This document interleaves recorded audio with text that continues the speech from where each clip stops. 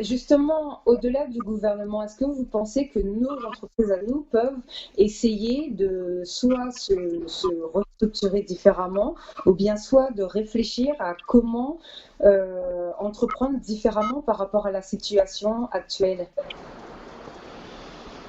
Vous savez, ce qui est compliqué, c'est qu'au final, le chiffre d'affaires des entreprises, c'est la dépense des consommateurs, hein. Ce que vous dépensez, c'est ma recette, hein. Donc, si vous dépensez rien et si vous êtes confiné, quelle recette je vais faire? Ça, c'est la première chose. Oui. C'est aussi simple que ça. Je voudrais un peu démystifier ce que c'est qu'une entreprise. L'entreprise, c'est ce que vous dépensez, c'est sa recette. C'est aussi simple que cela. Et donc, si vous dépensez rien, si vous êtes confiné chez vous, ça veut dire que l'entreprise, elle ne peut pas fonctionner. Parce que, au final, nous ne produisons que pour vendre. Nous ne produisons pas pour stocker.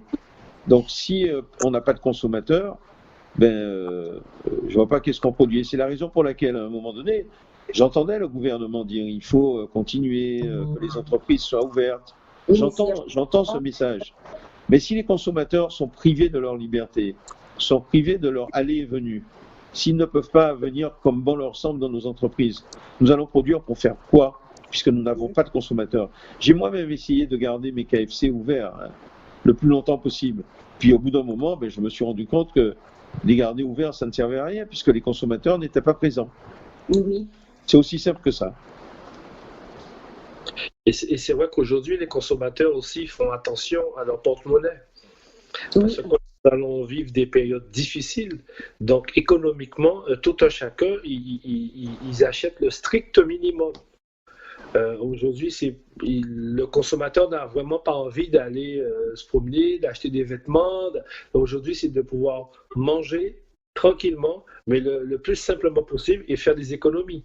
Donc,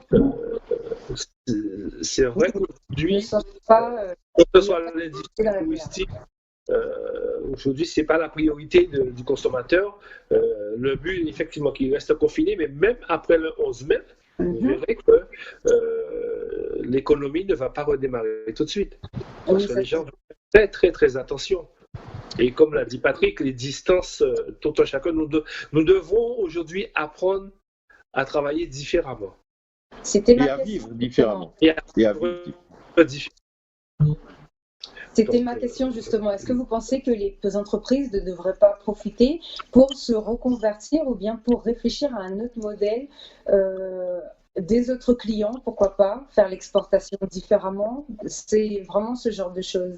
Mais vous ne pouvez pas exporter grand-chose, en ce sens que Oui, en ce moment. Voilà, vous avez compris que les barrières sont fermées. Vous ne pouvez pas, bien sûr, je salue d'ailleurs l'initiative des entreprises, celles qui font de la livraison, celles qui font du drive. Jamais on n'a vu autant de drive, que ce soit pour l'agriculture ou autre chose. Donc, oui, vous pouvez faire confiance aux entrepreneurs pour faire preuve d'une imagination incroyable et qu'aucun d'entre nous ne pourrait imaginer. Mais si vous permettez, je voudrais juste, bien sûr, on est dans une discussion où on se dit quand est-ce qu'on va en sortir. C'est très bien. Mais moi, je voudrais vous revenir un petit peu où on en est.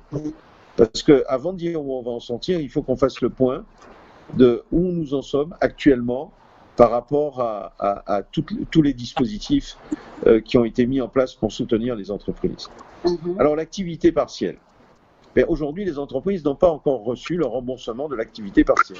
Oui, donc, je voudrais simplement dire que ce sont les entreprises qui financent, les entreprises qui n'ont aucune garantie de leurs recettes, parce que je rappelle, et c'est pas, je dis pas ça en disant que c'est pas normal, je rappelle que les salariés ont 84% de leur salaire jusqu'à 4,5 du SMIC qui est garanti. Et que c'est les entreprises qui préfinancent ce salaire, mais pour l'instant, elles n'ont rien de garantie. C'est-à-dire leur recette, elle est garantie de zéro. Et quand bien même elle n'est pas garantie, elles font le préfinancement pour l'État des salaires. Ça, c'est la première chose. La deuxième chose, sur les différentes aides qui existent. Alors, bien sûr, il y a le prêt rebond, il y a le fonds de garantie de la région pour les petites entreprises. Mais aujourd'hui, au moment où je vous parle, après plus d'un mois de confinement, aucune entreprise n'a reçu 1 euro. Nous sommes d'accord sur ça. Aucune entreprise n'a reçu 1 euro. Ce qui veut dire qu'elles ont puisé dans leur trésorerie pour essayer de faire face à des dépenses, pas que celles des salaires, toutes les dépenses qu'elles ont. Il y a des fournisseurs qu'il faut payer. Parlons maintenant du PGE, le prêt garanti par l'État. S'il y a des demandes, je serais curieux de savoir quel est le montant exact en Guadeloupe des prêts qui ont été versés aux clients qui en ont fait la demande.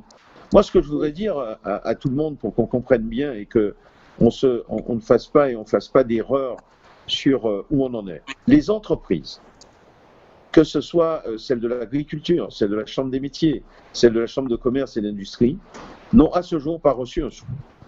Oui, sur ce point, voilà. Non, mais c'est bon à rappeler parce que vous savez, on croit toujours que les entreprises, c'est celles qui vont avoir tout.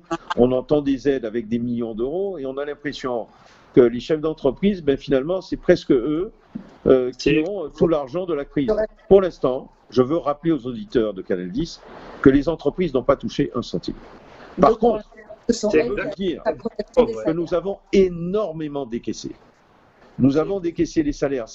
Les salaires d'un mois en Guadeloupe, c'est des centaines de millions d'euros. Il faut bien comprendre ça. Et que pour l'instant, nous avons décaissé ça parce que nous avons puisé dans notre trésorerie et certains entrepreneurs n'avaient pas les moyens de le faire. Elles ont, pour certaines, été voir leur banquier pour avoir ce qu'on appelle vulgairement, comme vous pouvez le connaître dans votre foyer, un découvert. Et donc, qui va générer des agios, qui va générer des frais. Donc, les entrepreneurs aujourd'hui attendent vraiment que les choses se mettent en place parce qu'eux ont fait l'effort de payer les salariés. Eux ont fait l'effort, puisque c'est bien normal de ne pas laisser leurs salariés sans revenus, mais eux sont sans aucun revenu. Et je veux insister là-dessus parce que j'entends ici et là, je lis sur les réseaux sociaux, je me rends compte que certains peuvent imaginer que pour les chefs d'entreprise, finalement, c'est pas très grave. C'est extrêmement grave.